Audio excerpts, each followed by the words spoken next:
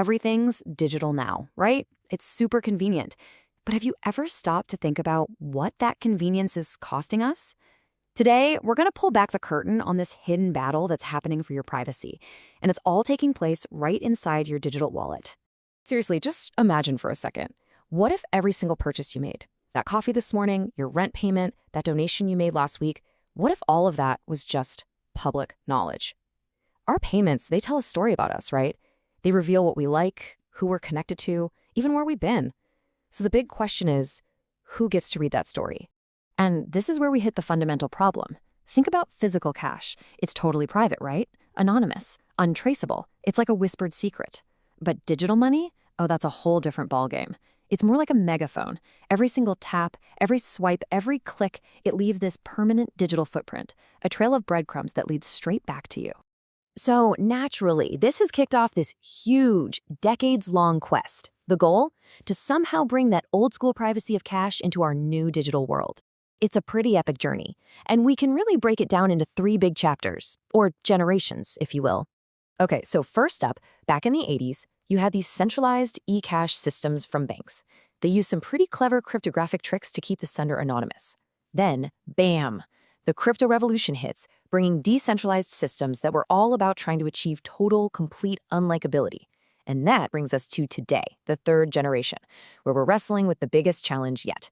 How do we get that strong privacy without just creating a Wild West for criminals? So here's the puzzle, right? How can you possibly prove that a transaction happened and that it was legit without revealing who sent the money, who got it, or even how much it was for? Sounds impossible, doesn't it? Well, the answer is hiding in this really cool, kind of mind-bending piece of mathematics. It's called a zero-knowledge proof, or ZKP for short. Honestly, the best way to think about it is like a magic trick. It lets you prove you know a secret without ever telling anyone the secret. You know, imagine you could prove to someone you have the key to a treasure chest, but you never actually have to show them the key. That's a ZKP. It's proof without revelation. And it's a technology that could totally change the game for digital privacy. But, and this is a big but, what happens if this technology works a little too well? And here's the twist in the story. Let's say we pull it off. We create a perfectly private, completely anonymous, and untraceable digital payment system. Sounds great, right? Well, maybe not. It turns out that perfect secrecy creates a whole host of really, really big problems. And you don't have to take my word for it. Just listen to this quote from Germany's central bank, the Deutsche Bundesbank. They said, a fully anonymous electronic payment instrument would not be compatible with the regulator's AML-CFT obligations. And that really just cuts right to the chase. A system with total anonymity makes it impossible to follow the rules we have in place to stop major financial crimes. And look, these aren't just some boring, abstract regulations. We're talking about the front lines of fighting money laundering and combating terrorism financing. If you create a perfectly secret digital cash, you've basically handed a perfect tool to criminals. It's ideal for laundering dirty money, funding all sorts of illegal activities, or even for things like ransomware attacks, which we've already seen has been a huge problem in the world of crypto. So what this all boils down to is this massive balancing act. On one side, you've got our fundamental right to privacy, and on the other, you've got society's need for safety and the rule of law. It's a huge tug of war, and right now, the battle is heating up on a brand new front. And that brings us to the very future of money. Central Bank Digital Currencies. You'll hear them called CBDCs. This is it. This is the main event.